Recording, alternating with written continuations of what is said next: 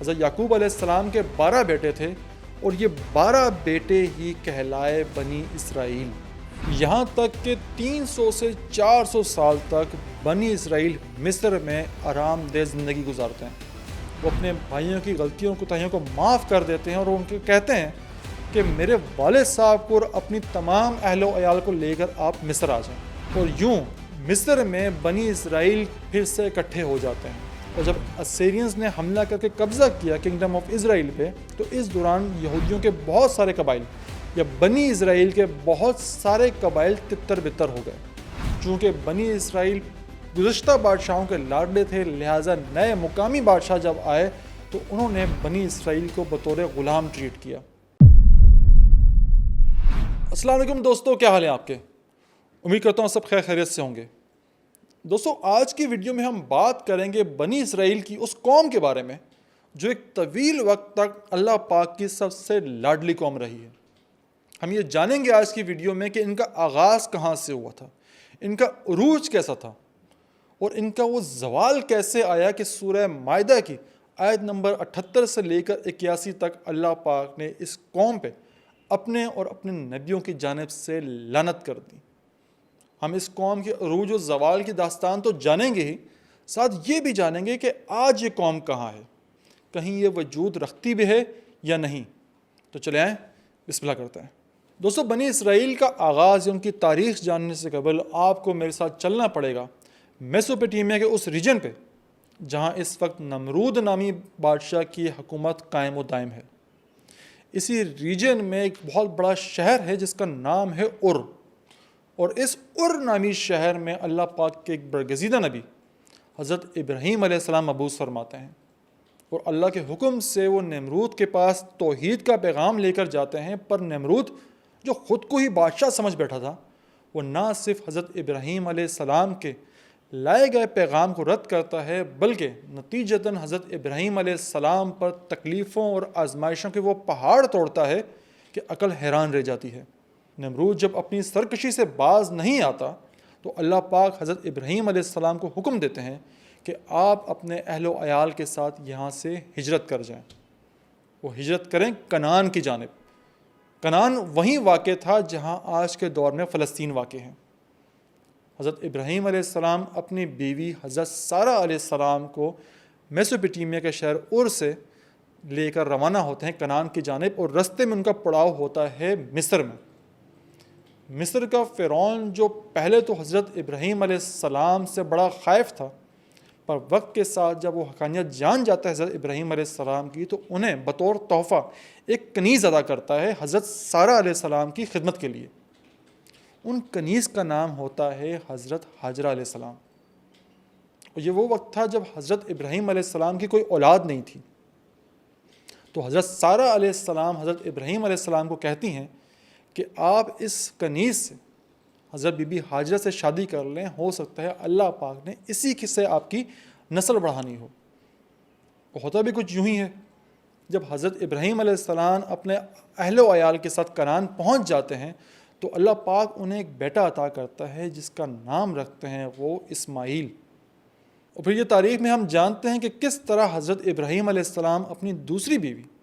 حضرت be be Hajra علیہ السلام اور اپنے نومولود بیٹے حضرت اسماعیل علیہ السلام کو مکہ کی وادی میں چھوڑ کر آتے ہیں۔ کیسے بی بی حاجرہ پھر وہاں پہ گھومتی ہیں پیاس سے تنگ آ کے، اور کیسے حضرت اسماعیل علیہ السلام کے قدموں سے ایک چشمہ پھوٹ پڑتا ہے جسے ہم آب زمزم کہتے ہیں۔ دوستو، جب حضرت ابراہیم علیہ السلام واپس پہنچتے ہیں کنعان اپنی بیوی اور بیٹے کو مکہ چھوڑ کر، تو اللہ پاک انہیں بطور انعام حضرت سارہ علیہ السلام سے بھی ایک اولاد سے نوازتے ہیں جن کا نام تھا حضرت اسحاق علیہ السلام۔ حضرت اسحاق علیہ السلام کی بھی آگے ایک ہی اولاد ہوتی ہے جن کا نام تھا حضرت یعقوب علیہ السلام، اور یہ یعقوب علیہ السلام ہی ہیں جنہیں ایک اور نام اسرائیل سے بھی پکارا جاتا ہے۔ حضرت یعقوب علیہ السلام کے 12 بیٹے تھے اور یہ 12 بیٹے ہی کہلائے بنی اسرائیل۔ دوستو، انہی 12 بیٹوں میں سے ایک بیٹے کا نام یوسف تھا، اور باقی تمام بھائی اس بات سے کافی جلن اور حسد کا شکار تھے کہ ہمارے والد صاحب ساری محبت یوسف ہی سے کرتے ہیں، لہٰذا اس جلن اور حسد کی وجہ سے وہ حضرت یوسف علیہ السلام کو ایک کنویں میں پھینکاتے ہیں۔ اور خدا کی کرنی پھر ایسی ہوتی ہے کہ وہاں سے ایک تجارتی قافلے کا گزر ہوتا ہے، اور وہ جب پانی لینے کے لیے کنویں کے پاس آتے ہیں تو وہاں انہیں حضرت یوسف علیہ السلام ملتے ہیں۔ یہ تجارتی قافلہ مصر کی جانب جا رہا تھا، لہٰذا حضرت یوسف علیہ السلام کو لے کر یہ مصر کے بازار پہ نکل گئے۔ وہاں مقامی بادشاہ کا ایک وزیر تھا جو حضرت یوسف علیہ السلام کو خرید دیتا ہے، اور وہ زلیخا نامی خاتون اسی وزیر کی بیوی تھی جس نے حضرت یوسف علیہ السلام پر ایک انتہائی گھٹیا الزام لگایا، جس کی وجہ سے حضرت یوسف علیہ السلام کو جیل ہو گئی۔ اور بعد میں جب اللہ پاک نے حضرت یوسف علیہ السلام کو خوابوں کی تعبیر بتانے کی صلاحیت سے نوازا، تو یہی صلاحیت حضرت یوسف علیہ السلام کو زندان سے نکال کر بادشاہ کے وزارت تک لے گئی۔ وہ یوسف علیہ السلام جو کنویں سے نکلے تھے، بازاروں میں بکے، زندان میں گئے، اللہ پاک نے انہیں بادشاہ کے دربار کا ایک بہت خاص وزیر بنا دیا۔ اور پھر جب کچھ عرصے بعد اس پورے ریجن بشمول مصر اور کنعان ایک شدید خشک سالی کا دور آیا، تو حضرت یوسف علیہ السلام کی دور اندیشی اور بہترین صلاحیتوں کی وجہ سے مصر اس خشک سالی سے محفوظ رہا۔ کنعان جہاں حضرت یوسف علیہ السلام کے باقی بھائی اور والد رہائش پذیر تھے، یہ پورا علاقہ خشک سالی کی لپیٹ میں تھا۔ اور جب خوراک کی تلاش میں بنی اسرائیل کے باقی بھائی یا حضرت یوسف علیہ السلام کے باقی بھائی پہنچتے ہیں مصر میں جب ان کا سامنا حضرت یوسف علیہ السلام سے ہوتا ہے تو حضرت یوسف علیہ السلام انہیں پہچان جاتے ہیں۔ وہ اپنے بھائیوں کی غلطیوں کوتاہیوں کو معاف کر دیتے ہیں اور ان کو کہتے ہیں کہ میرے والد صاحب کو اور اپنی تمام اہل و عیال کو لے کر آپ مصر آ جائیں۔ اور یوں مصر میں بنی اسرائیل پھر سے اکٹھے ہو جاتے ہیں، اور اس کے بعد ایک طویل عرصے تک مصر کی بادشاہت میں بنی اسرائیل ایک انتہائی اہم خاندان یا قوم کے طور پر موجود رہتے ہیں۔ وہ اعلیٰ عہدوں پہ رہتے ہیں، بادشاہت ان پہ بہت بھروسہ کرتی ہے، اور یہ سمجھ لیں کہ مصر کو چلانے میں بنی اسرائیل کا بہت بڑا ہاتھ رہتا ہے۔ یہاں تک کہ 300 سے 400 سال تک بنی اسرائیل مصر میں آرام دہ زندگی گزارتے ہیں۔ دوستو، یہاں دلچسپ بات یہ ہے کہ ہم جانتے ہیں کہ مصر کے بادشاہوں کو فرعون کہا جاتا ہے، پر قرآن پاک میں ان کے لیے بادشاہ کا لفظ استعمال ہوا اس حکمران کے لیے جو حضرت یوسف علیہ السلام کے دور میں ہے۔ اور یہاں جب ہم تاریخ کا مطالعہ کریں، آرکیولوجیکل فیکٹس کا مطالعہ کریں، تو پتہ چلتا ہے کہ اس دور میں یعنی 1500 سے 1600 سال قبل مسیح مصر پہ ہیکسوس کی ڈائنیسٹی کی حکومت تھی۔ یہ 15th ڈائنیسٹی بھی کہلاتی ہے، اور یہ لوگ مقامی نہیں تھے، یہ غیر مقامی تھے۔ انہوں نے مصر پہ آ کے حملہ کیا تھا اور یہاں قبضہ کیا تھا، تو انہوں نے اپنے حکمرانوں کو فرعون کے بجائے بادشاہت کا لقب دیا۔ اور اس کے بعد جب 1500 سال قبل مسیح جب مقامی فرعونوں نے پھر سے حکومت حاصل کر لی،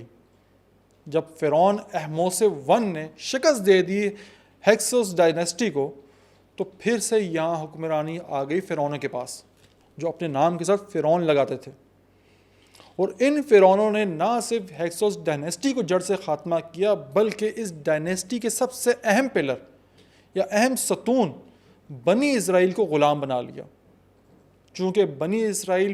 گزشتہ بادشاہوں کے لاڈلے تھے، لہٰذا نئے مقامی بادشاہ جب آئے تو انہوں نے بنی اسرائیل کو بطور غلام ٹریٹ کیا۔ ان پہ وہ سختیاں اور ظلم ڈھالے جس کی تاریخ میں کوئی نظیر نہیں ملتی۔ کہا جاتا ہے کہ ایک وقت تھا کہ جب فرعون کو خدشہ ظاہر ہوا، جب اس کے جادوگروں نے اسے کہا کہ بھائی اسی بنی اسرائیل سے تمہاری حکمرانی کو خطرہ ہے، یہیں سے ایک بچہ اٹھے گا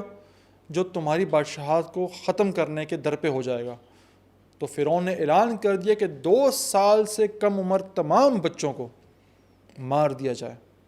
اور ان کی بچیوں اور عورتوں کے ساتھ تو اور بھی زیادہ ظلم کیا گیا۔ پر خدا کی کرنی یہ ہوئی کہ اسی فرعون کے گھر پہ حضرت موسیٰ علیہ السلام کی پرورش کی۔ حضرت موسیٰ علیہ السلام بنی اسرائیل میں پیدا ہوئے تھے، لیکن حضرت موسیٰ علیہ السلام کی والدہ کو یہ خوف لاحق تھا کہ فرعون میرے بچے کو مار دے گا، لہٰذا حضرت موسیٰ علیہ السلام کو پانی کی نظر کر دیتی ہیں، جہاں سے فرعون کی بیوی کو حضرت موسیٰ علیہ السلام ملتے ہیں، اور اسی فرعون کے گھر پہ موسیٰ علیہ السلام کی پرورش ہوتی ہے جو بنی اسرائیل کو ختم کرنے کے در پہ تھا۔ حضرت موسیٰ علیہ السلام فرعون کے گھر میں پلے بڑھے، پر وہ جانتے تھے کہ وہ اس خاندان یا قبیلے میں سے نہیں ہیں۔ اور ایک دن جب وہ بازار میں چہل قدمی کر رہے تھے تو ایک مقامی فرعون خاندان کا شخص بنی اسرائیل کے شخص پہ ظلم کر رہا تھا، اسے مار رہا تھا، جس پہ حضرت موسیٰ علیہ السلام نے اس کا ہاتھ روکا، وہ اسے تھپڑ رسید کیا، اور یہ تھپڑ اتنا بھاری پڑا کہ وہ شخص وفات پا گیا۔ حضرت موسیٰ علیہ السلام کے ہاتھوں اس مقامی شخص کی ہلاکت کے بعد حضرت موسیٰ علیہ السلام کو سزا دے دی جاتی ہے علاقہ بدر کرنے کی۔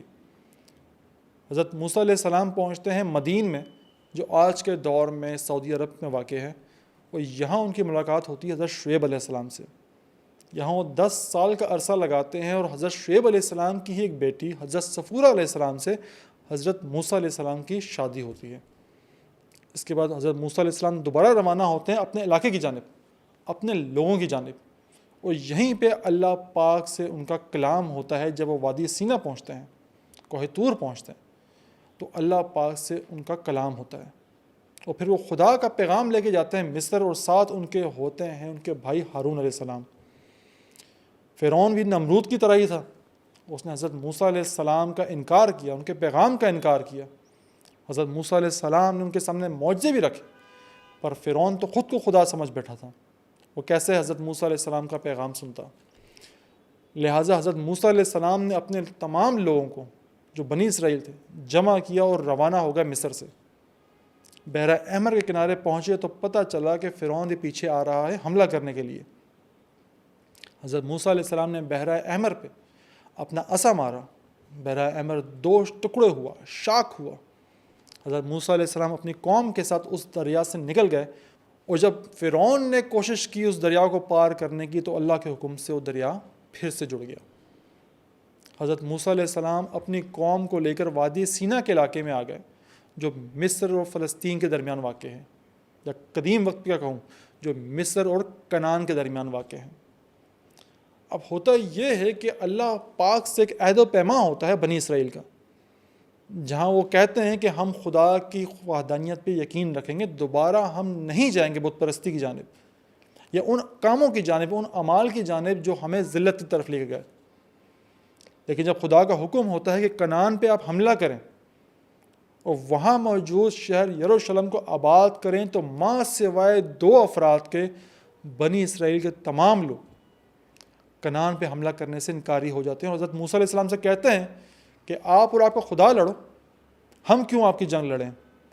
اور جو 2 افراد جو اس جنگ میں شرکت کے لیے راضی ہوتے ہیں، ان کے نام تھے کالب اور یوشع بن نون۔ یہ یوشع بن نون وہی ہیں جو حضرت موسیٰ علیہ السلام کے بعد خلیفہ مقرر ہوتے ہیں بنی اسرائیل کے، اور پھر بنی اسرائیل کی اگلی جنریشن کو لے کر یہ خدا پاک کا حکم پورا کرتے ہیں اور کنعان پہ حملہ کر کے اس پہ قبضہ کر لیتے ہیں۔ خدا پاک یوشع بن نون کو فتح یاب کرتا ہے کنعان میں، اور یہاں آ کر کنعان کی وادی میں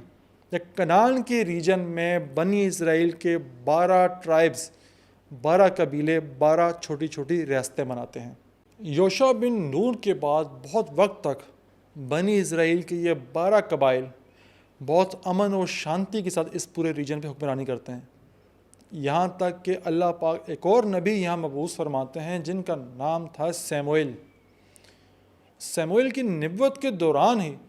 بنی اسرائیل کے 12 چیف، 12 ٹرائبز کے 12 چیف سیموئیل کے پاس آتے ہیں اور کہتے ہیں کہ ہم 12 الگ الگ ریاستوں میں رہ رہے ہیں،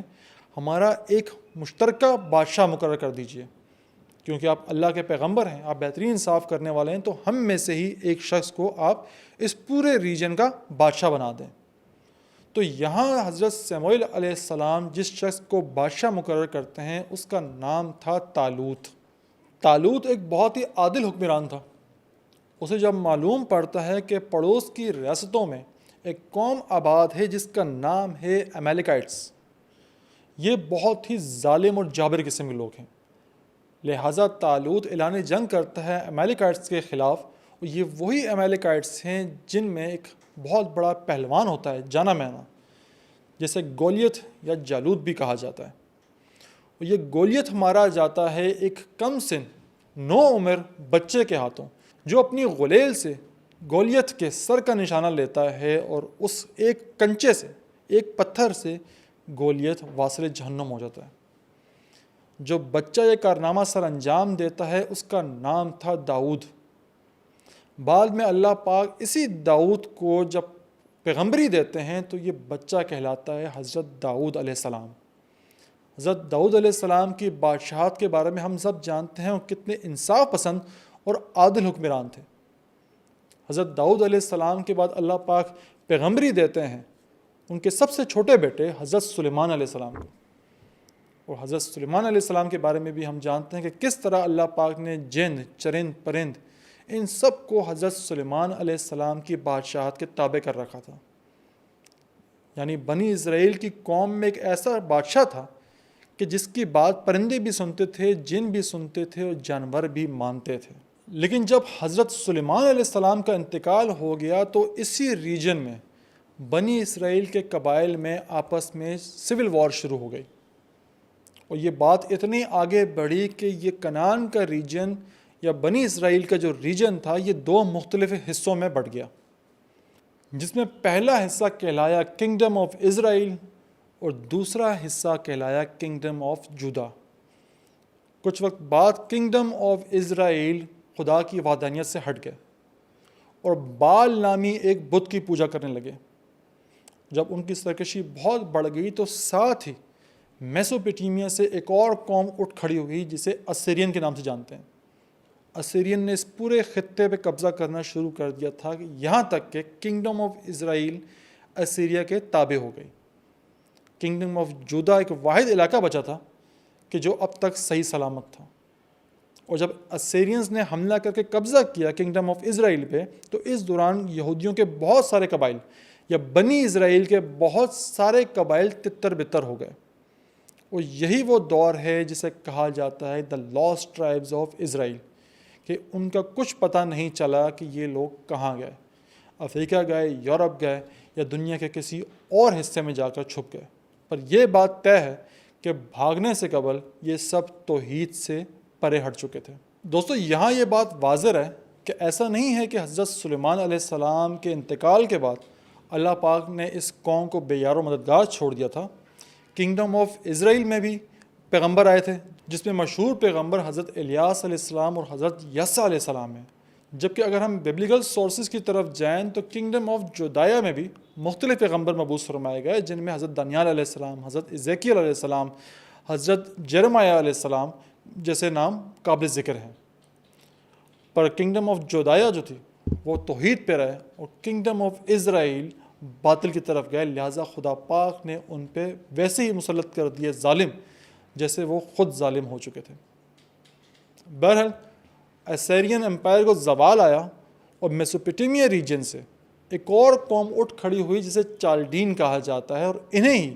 نیو بیبلونین امپائر بھی کہا جاتا ہے۔ چالڈین کے حکمران تھا بخت نصر اول، یا انگریزی میں نبوشاد نظر اول۔ بخت نصر حملہ کرتا ہے اور حملہ کر کے کنگڈم آف جودایا کو بھی اپنے قبضے میں کر لیتا ہے،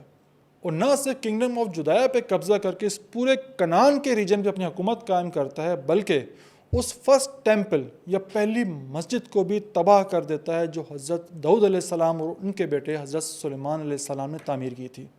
بخت نصر اس ریجن سے تمام بنی اسرائیل کو جو باقی ماندہ رہ گئے تھے انہیں قیدی بنا کر لے جاتا ہے اپنے علاقے میں، جسے آج کے دور میں ہم بابل یا بیبیلون کے نام سے جانتے ہیں۔ یہ قید و بند کا دور لگ بھگ 70 سال تک جاری و ساری رہتا ہے، کہ یہاں تک کہ ایک عادل حکمران جسے the great king of Cyrus یا کورش بھی کہا جاتا ہے وہ اس علاقے میں آتا ہے، اس کو قبضے میں کر لیتا ہے۔ چالڈینز کی حکومت ختم ہوتی ہے اور یہاں پہ سائرس دا گریٹ کی حکومت قائم ہوتی ہے۔ یہاں یہ بات آپ لوگ کو واضح کرتا جاؤں کہ ڈاکٹر اسرار احمد سمیت بہت سارے علماء دین کا یہ ماننا ہے کہ جس ذوالقرنین کا ذکر قرآن پاک میں کیا گیا ہے ہو سکتا ہے کہ وہ یہی سائرس دا گریٹ ہو۔ بہرحال سائرس دا گریٹ جب انہیں آزاد کر دیتا ہے باقی ماندہ بنی اسرائیل کو، اور ان سے کہتا ہے کہ جاؤ اپنے علاقے میں اور پھر سے اپنا علاقہ آباد کرو، تو یہ تمام بنی اسرائیل حضرت عزیر علیہ السلام کی قیادت میں روانہ ہوتے ہیں بیبیلون سے اور پہنچتے ہیں یروشلم پہ۔ اور یوں حضرت عزیر علیہ السلام کی قیادت میں یہ باقی ماندہ بنی اسرائیل پھر سے خدا کا گھر آباد کرنے کا کام شروع کر دیتے ہیں، یہاں تک کہ سائرس دا گریٹ کے بعد اس علاقے پہ حکمرانی ہوتی ہے الیگزینڈر دا گریٹ کی، جسے سکندر یونانی بھی کہا جاتا ہے۔ اور سکندر یونانی کے بعد اس علاقے پہ حکومت کرنے کے لیے آتے ہیں رومنز، اور یہ وہ زوال تھا جس نے بنی اسرائیل کو پاتال کی اس گہرائیوں میں پہنچایا کہ جہاں سے وہ پھر اٹھ نہ پائے۔ اس پورے علاقے پہ رومنز اپنا قبضہ اور تسلط قائم کر لینے کے بعد سن 63 قبل مسیح سیکنڈ ٹیمپل کو بھی تباہ و برباد کر دیتے ہیں، اور نہ صرف وہ سیکنڈ ٹیمپل توڑتے ہیں بلکہ بنی اسرائیل کے مذہب میں بھی وہ الٹرنیشن کر دیتے ہیں کہ جو اب کبھی واپس ٹھیک نہیں ہو سکتی تھی۔ اس دوران وہ بنی اسرائیل کے قبائل جو 12 چیف سے مشتمل تھے، 12 بھائیوں پہ مشتمل تھے، سکڑ کے 3 بڑے نظریات پر آ کے ٹھہر گئے تھے، جن میں سے ایک نظریہ سیدوکیس کہلایا، دوسرا فیرسیس اور تیسرا ایسینز، یعنی کہ وہ 12 خاندان اور 12 قبائل اب 3 مختلف نظریات پر بڑھ چکے تھے، اور یہ وہ نظریات تھے جن میں رومنز بادشاہوں کا عمل دخل خدا سے بھی بہت زیادہ بڑھ گیا تھا۔ ایسے میں یہاں حضرت زکریا علیہ السلام کو بطور نبی بنا کر بھیجا گیا، اور یہ زکریا علیہ السلام وہی نبی ہیں جنہیں بنی اسرائیل کے آخری نبیوں میں سے کہا جاتا ہے۔ حضرت مریم علیہ السلام کے جب والد کا انتقال ہوا تو حضرت زکریا علیہ السلام ہی حضرت بی بی مریم علیہ السلام کے گارڈینز بنے، اور اپنی عمر کے آخری حصے میں حضرت زکریا علیہ السلام نے خدا سے دعا کی کہ مجھے ایک ایسا بیٹا دیجئے جو میری نسل آگے بڑھا سکے، اس پیغمبری کے کام کو آگے بڑھا سکے۔ لہذا حضرت زکریا علیہ السلام کے گھر حضرت یحییٰ علیہ السلام کی پیدائش ہوتی ہے۔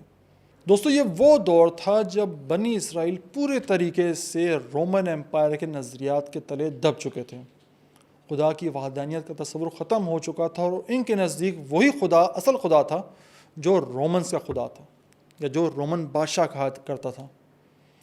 اس دوران یہاں حکمرانی جس شخص کی قائم ہوئی اس ریجن پہ، اسے ہیروڈ 1 کہا جاتا ہے، اور ہیروڈ 1 کو جب پتہ چلا کہ ایک ایسے بچے کی پیدائش ہوئی ہے جو اپنی پیدائش سے ہی بولتا ہے، تو اسے خطرہ لاحق ہو گیا اپنی بادشاہت کے لیے۔ اسے لگا کہ یہ شاید لوگوں کو اپنی طرف گھیر لے گا اور میری بادشاہت خطرے میں پڑ جائے گی۔ لہٰذا حضرت زکریا علیہ السلام کو بلاتا ہے اور کہتا ہے کہ بھائی مجھے بتاؤ وہ کون بچہ ہے جو پیدائش سے ہی بولنا شروع ہو گیا ہے۔ حضرت زکریا علیہ السلام یہ بات نہیں بتاتے، اور جب حضرت زکریا علیہ السلام کو خطرہ لاحق ہوتا ہے اپنی جان کا، تو اولڈ ٹیسٹمنٹ نیو ٹیسٹمنٹ میں تھوڑی تفصیل سے اس سے بتایا گیا ہے کہ جب حضرت زکریا علیہ السلام کو خطرہ لاحق ہوتا ہے تو وہ جا کے چھپ جاتے ہیں ایک درخت کی شال کے اندر، ایک کھوکھلا درخت ہوتا ہے، وہ اس کے اندر جا کے چھپ جاتے ہیں، اور بادشاہ کے سپاہیوں کو جب پتہ چلتا ہے کہ حضرت زکریا علیہ السلام اس درخت کے اندر چھپے ہوئے ہیں تو اس درخت کو آرے سے کاٹ دیتے ہیں، اور یوں حضرت زکریا علیہ السلام شہید ہو جاتے ہیں۔